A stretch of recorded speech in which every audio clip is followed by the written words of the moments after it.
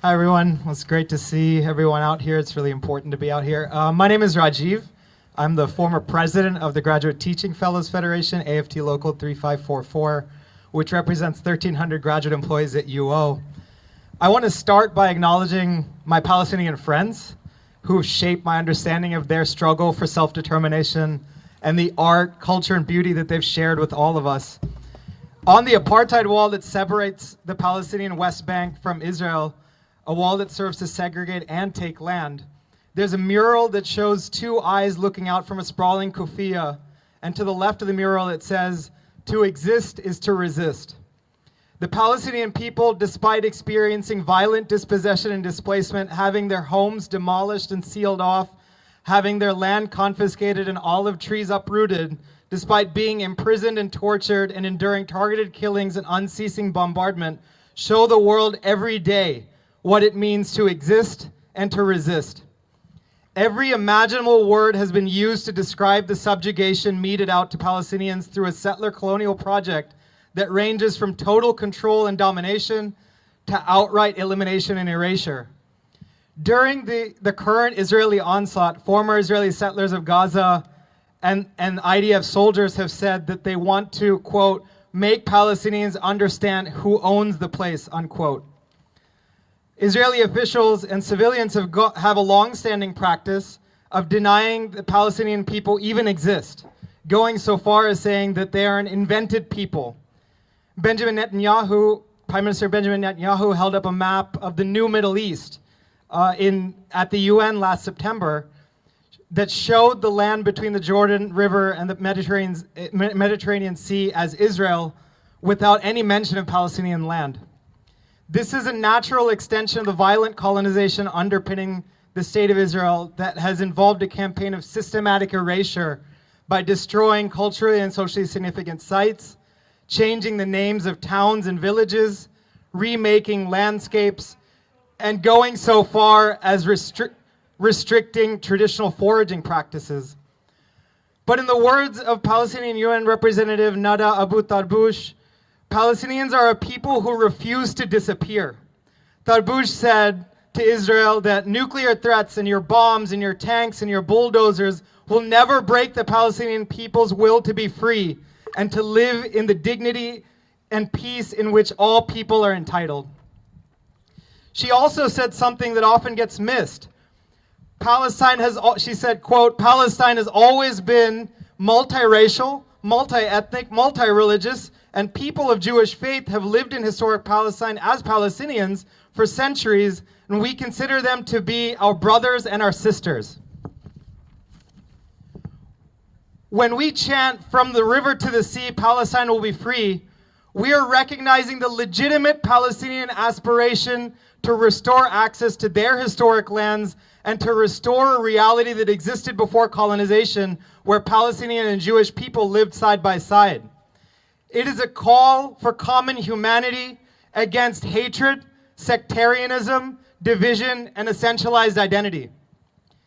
The historic struggle of Palestinians to mark their existence has become an example of resistance that has resonated across the world, from Chiapas to Kashmir, and from Ireland to South Africa.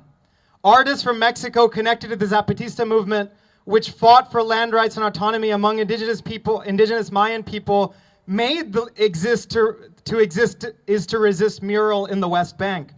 Similar to these artists, people everywhere are making connections between struggles as part of this historic wave of sustained international solidarity with Palestine that we are living through and are part of. Experts, media, politicians who have contributed to the misery that is unfolding have consistently made declarations about being realistic and understanding what's possible and what isn't. It often sounds like they're speaking in one voice, all of them using the same words again and again. But repeating lies doesn't make them true and doesn't determine what our shared future looks like. It's on us, all of us, to make the unseen seen, to make the impossible possible, and to bring a new social reality into being. It is in the most dire circumstances, when everything seems lost, when 1.2 million people have been forced into Rafah, when tens of thousands of bombs amounting to 65,000 tons have already been dropped, when there doesn't seem to be a way forward, that's precisely when we need to hold on to hope. We have to believe that the weight of history, of colonialism, of empire, of subjugation, and oppression can be toppled. I was reminded of a story of Irish solidarity with the South African anti-apartheid movement. It's known as the Dunn's Store Strike, where Mary Manning, a cashier at the store, refused to handle a grapefruit from apartheid South Africa. The shop steward, Karen Guerin, initiated a walkout, and the strike involved 9 other workers. They took up their union's anti-apartheid resolution and engaged in a 3-year-long strike, which was led by young workers and joined by leftists and radicals, workers who educated themselves about apartheid conditions. Every story of struggle and of existence through resistance involves the accumulation of seemingly small acts like this one that are needed to overcome seemingly insurmountable odds and power imbalances.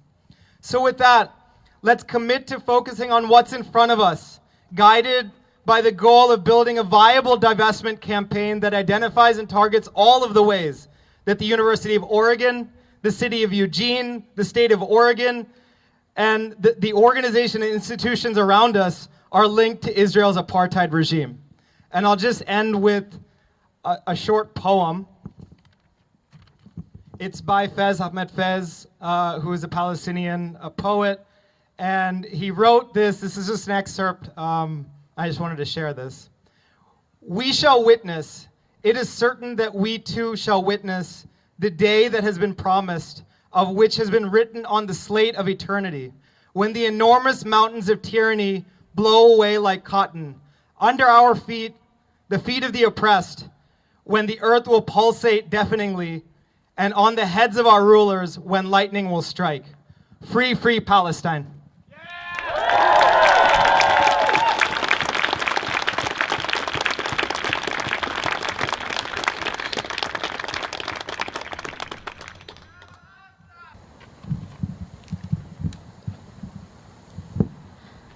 My name is Salem. I'm Palestinian.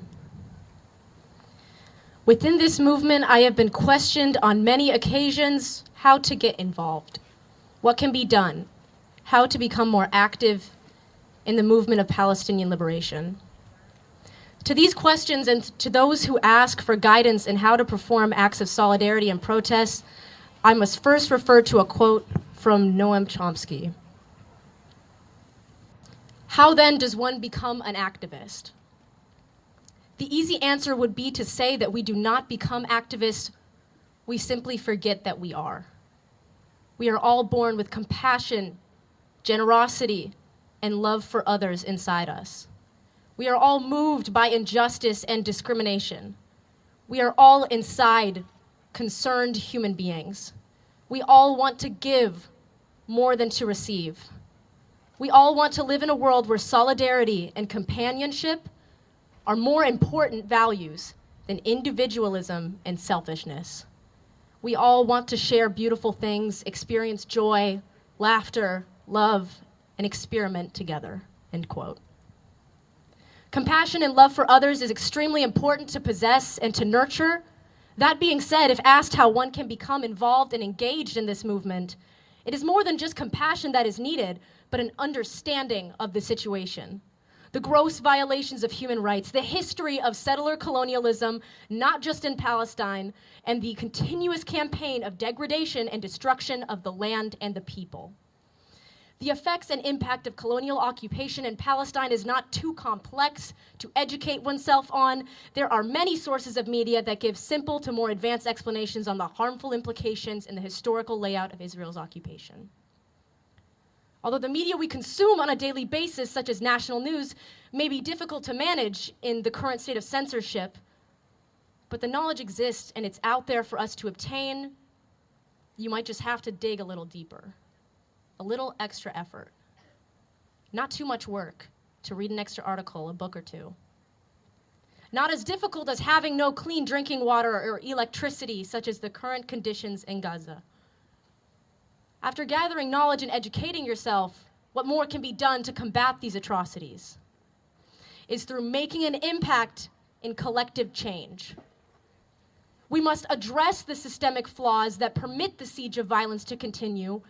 It is the investments, the funds from institutions like the US government and its establishments that are actively enabling Israel's onslaught of destruction.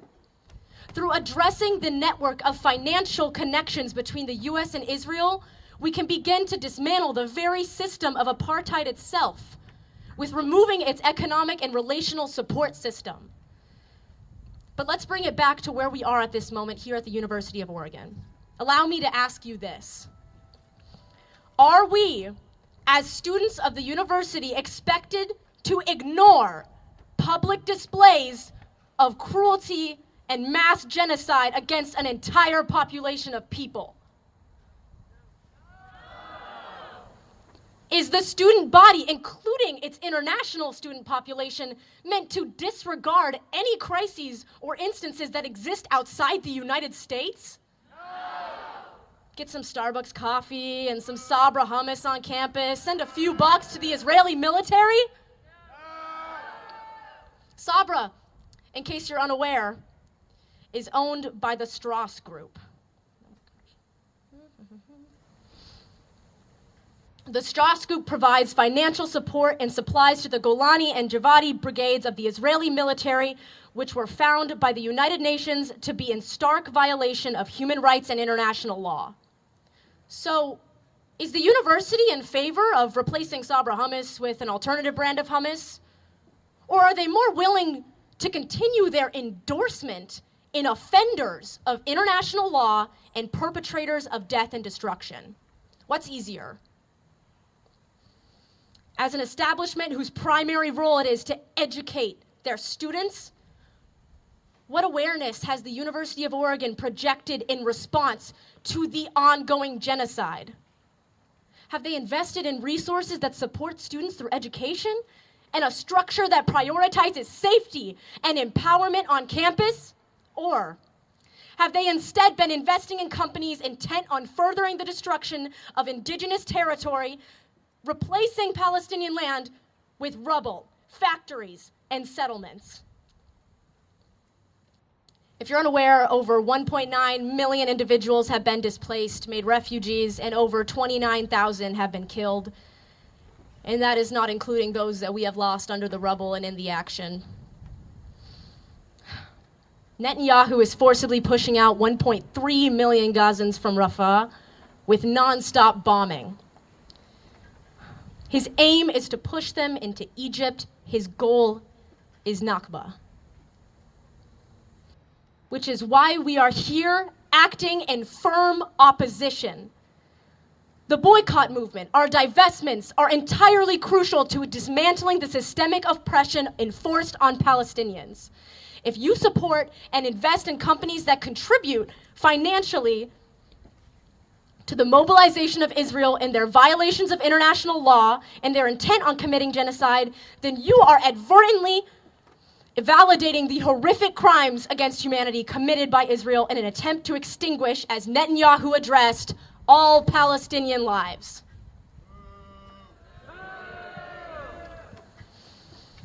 That being said, don't buy into any feeble messaging from companies who claim good values, when in reality wholly contribute to the issue. Let's take an example here from one of the University of Oregon's investments, Hewlett-Packard, or HP, in which the University of Oregon has invested, have made statements such as the one published publicly on their main website. As a matter of policy, we do not take sides in political disputes between countries or regions. So, not taking a side in this situation to HP looks like providing servers to Israel for its population registry, in which IDs are issued based on one's level of rights under Israel's exclusionary system, in which Palestinians do not have the same level of rights as citizens, which in short means they don't have any. They are not given IDs, acknowledged as lesser and undeserving of basic human rights, while Jewish citizens are granted more rights and IDs to affirm their standing under occupation. And what products are used in specific, their Itanium servers are used to operate the Aviv system, the computerized database of Israel's population and immigration authority. HP represents the backbone of Israel's racial segregation tactics under their system of apartheid, with being the exclusive provider of computers to the Israeli military. And that's not all. They're so heavily unbiased in what side they assume, they had to balance things out with providing servers and technology to aid Israel's prison system. So if you're wondering what that looks like, they play a crucial role in Israel's mass incarceration project to assist in the oppression, harm, and unjust imprisonment of many Palestinians. With these investments and more, it's not hard to see things clearly. Education and compassion are far from the leading priorities of the University of Oregon. It seems as though interest lies solely in profit. Profiting from the apartheid system of militant violence and occupation. Profiting instead of preserving the lives of Palestinians. But we refuse ignorance, and we refuse to be complacent with the actions or lack thereof of the university. This is a reflection of the values we possess not only as students, but aligned with our solidarity members. This is our call to action. As students of the U.S. educational institutions, such as the University of Oregon, we must spread the BDS movement from campus to campus, make it known and enact it across the country. From the example set by the students of the University of Michigan, we are addressing the Board of Trustees when we say, we will continue to fight for divestment from any corporation intent on supporting the genocide of Palestinians.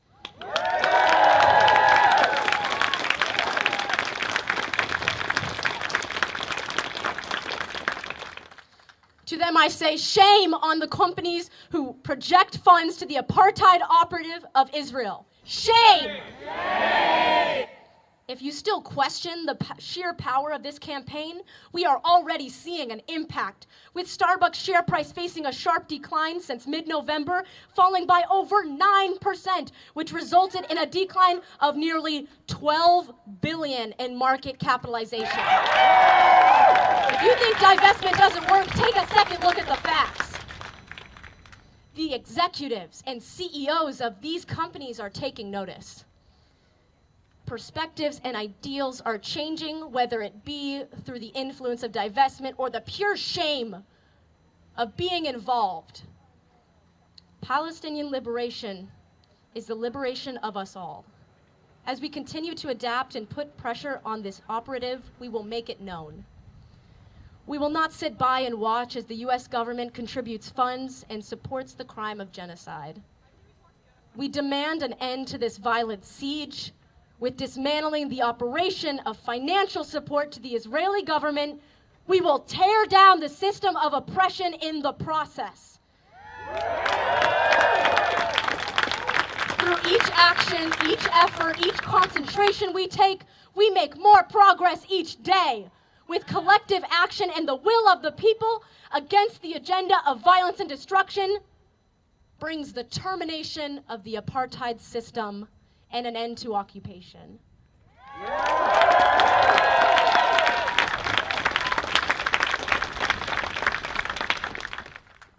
We will honor the martyrs in bringing an end to this, an end to the onslaught of violence and terror, for a world where Palestinians can live without confining to two labels, which is either refugee or dead.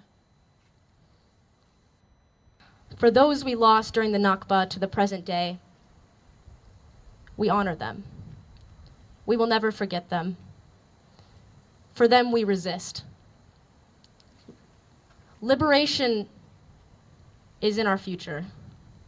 A free Palestine in our lifetime. Thanks.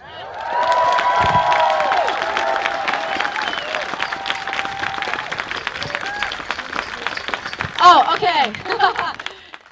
Yeah, so now we're gonna get ready to march, guys. So let's pump up the energy. Let's show the university and everyone watching that we will not be silent, and that we encourage and will not stop pushing for boycott, divest, sanctions, and an end to the occupation. All right. So when we start marching, when we get off campus, stay on the sidewalk until further notice to keep things peaceful and nonviolent. Thank you for coming.